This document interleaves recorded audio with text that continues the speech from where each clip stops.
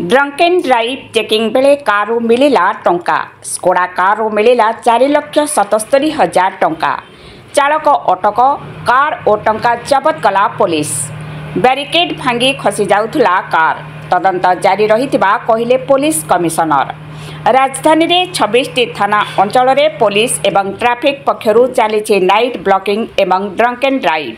सबु zone ACP समेत थाना अधिकारी और पुलिस कर्मचारी आज विलंबित राति रे ड्रंक एंड ड्राइव चेकिंग बेले हठात गोटे स्कोडा कार द्रुत गति चली आसुवा देखि चेक पोस्ट रे थिबा पुलिस रहिबाको कहिथिले, किंतु चालक जनक बैरिकेड भांगी रिभर्स राइड करथिले। सेठारे थिबा पुलिस कर्मचारी माने गोड़ाई गोड़ाई कार अटकाइथिले। चालक जनक प्रचुर मद्यपान करिथिबा ब्रीथ अनालाइजर रे जना पड़िछि। सेपटे गाड़ी जांच बेले गाड़ीरू 4,77,000 नगद टंका मिलिछि। चालक समेत जबत गाड़ी एवं टंका थारारे थिबा बेले ए टंका कहार केउठु कुआडे जाउथला बोली पुलिस तार तदंत करा जाउथबा कहिसेंती twin city police commissioner Sanjeev पंडा।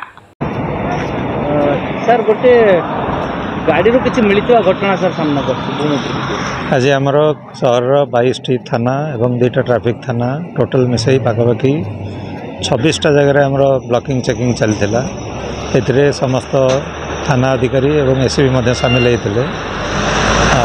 खास करके आमर जो ओमफेड छक चेकिंग होता से गोटे गाड़ी बहुत द्रुत गति आसला बैरिकेड भांगी देता। आमर स्टाफ सतर्कतार सहित से गाड़ीटा को रिटर्न कर सक्षम होते। से चालक ड्रंक एंड ड्राइविंग धरा पड़ी ड्रंक एंड ड्राइविंग थिला।